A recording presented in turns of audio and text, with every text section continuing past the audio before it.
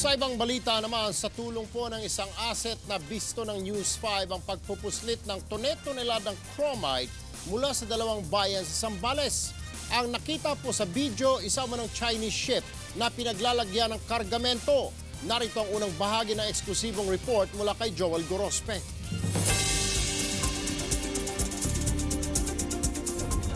Agad tumulak ang News 5 pa Zambales matapos makatanggap ng positibong tip. Talamak umano ang pag-smuggle ng chromite sa isang bayan doon.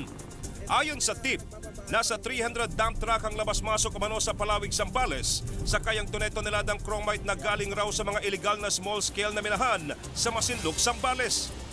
Ang chromite ay sangkap sa paggawa ng bakal at iba pang stainless na gamit gaya ng kutsara, kawali at kaldero. Nandito tayo ngayon sa isang lugar sa Palawig, Zambales. Ito yung way papunta doon sa sinasabing Chinese vessel na nagsasakay ng chromite papunta ng China. Sa kalsada, nakasalubong namin ang ilang dump truck. Ang laman, buhangin na kulay itim o chromite. Pagdating sa gate ng pier, sinubukan naming magtanong sa gwardya. Di pa man nauungkat ang tungkol sa iligal na pagpuslit ng chromite. Itinanggi na ng sikyo na may mga barkong dumadaong dito. Meron ho ba? Walang naman. Naghanap kami ng lugar para silipin ang pribadong port kasama ang aming asset. Dito nabisto ng News 5 ang dambuhalang barkong ito na papunta umano sa China. Ayon sa asset, nakarga na raw sa barko ang 6,500 metric tons ng chromite. Nagkakahalaga ito ng 21 million pesos.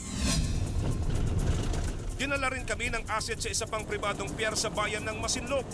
Dito raw kinakarga ang mababang klase ng chromite na hindi pa nahuhugasan. Dito nakita ng News 5 ang barkong Tall Sapphire na may bandila ng China.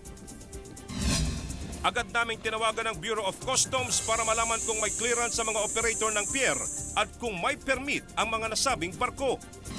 Kaya sa bahagi ng Bureau of Customs, hindi kami nag-issue ng export clearance. Itong pinaka-recent nila na shipment.